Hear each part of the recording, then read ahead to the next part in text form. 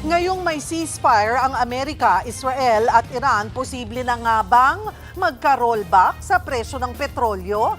Live mula sa EDSA Mandaluyong, nasa frontline ng balitang yan, si Gerard de la Peña. Gerard, bumaba ang presyo ng langis sa world market.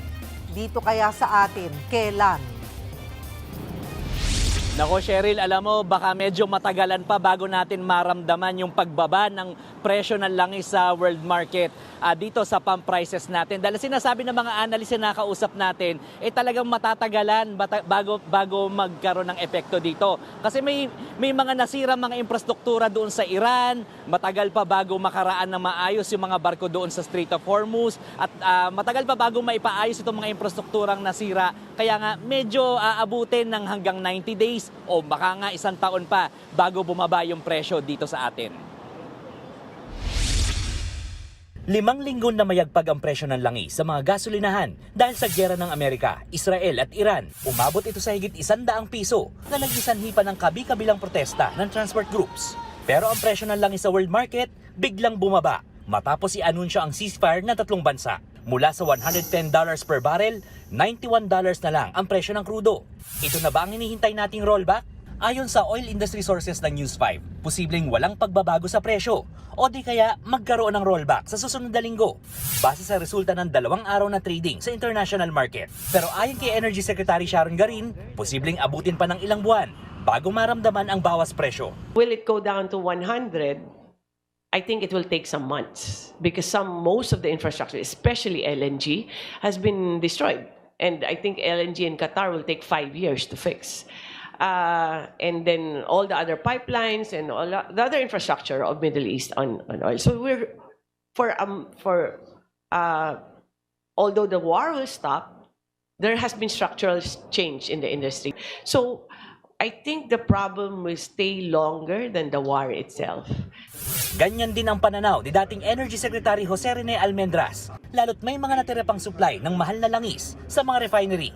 It will take 30, 60, maybe even 90 days for the flows, the logistical flow to normalize. Manage expectations lang po, baka naisipin ng tao ng bayan na dahil dito biglang bagsakan na, hindi naman po, hindi ganun kadali yun. Yung mga tinira po ng mga refinery, logistics facilities, it will take a few months to restore that kasi hindi naman yan off the shelf na spare parts, di ba? Ayon sa isang analyst, ibang usapan pa kung mapuputol ang tigil putukan. This will not normalize within the next 6 months to a year. Pag na-breaking ceasefire, we're back to the uncertain period, no? So risk will be higher. So what will happen? So prices again will spike up. Pinaka-importante raw, dapat matuto na ang Pilipinas sa nangyaring epekto ng giyera. Dapat maraming mapagkukunan ng supply ng langis at nakalatag na ang mga pulisiya para mabawasan ang pagdepende ng bansa sa mga imported na langis. We need to diversify our resources. We need to still push yung mga sustainable and structural reforms that we need, especially on power and energy, especially in agriculture. We need to be self-sufficient so that we can protect ourselves from so-called spikes in prices or inflation. Alam mo Cheryl, merong itinuro sa atin yung analyst na nakausap natin kung saan natin titingnan yung real-time na paggalaw ng presyo ng langis sa world market. So sa ngayon, real-time ito Cheryl, naglalaro sa $94 hanggang $95 per barrel yung presyohan ng crude oil na ginagawang basehan ng presyohan ng lahat ng langis na binebenta sa world market. So kung ano implikasyon nito sa atin dito sa pump prices natin, abangan natin ang announcement sa weekend dahil titingnan nila kung ano yung magiging average sa trading mula nung Lunes hanggang sa Biyernes ng gabi. Cheryl. Gerard, ano yung reaksyon ng transport groups na kahit bumaba nga ang presyo ng langis sa world market, matatagalan bago natin ito maramdaman? Alam mo, Cheryl, siyempre umaasa lahat, hindi lang yung mga transport groups, kundi lahat ng consumer na sana nga bumalik na sa dati itong presyo ng langis dahil napakamahal naman talaga sa ngayon. Pero alam mo, sabi ng mga transport groups, sana raw hindi naman masyadong nega vibes ang DOE dahil parang ang tono nito sa pananalita nito, parang wala na talaga itong magagawa. So dapat man daw ma-boost man lang ang moral ng transport sector patungkol dito sa mga binibitiwang salita ng DOE. Cheryl.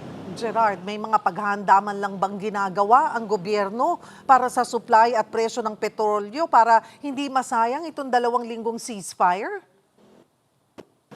Alam mo, Cheryl, hindi pa natin nakausap ang DOE specifically.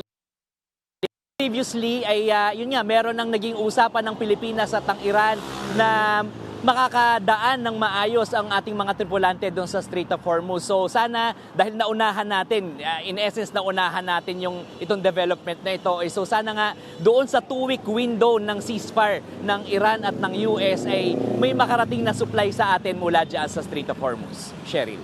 Maraming salamat, Gerard de la Peña. Mga kapatid, Cheryl Cosing po. Maging maalam at may pakialam sa mga napapanahong issue at headlines. Mag-follow at mag-subscribe na sa social media pages ng News 5.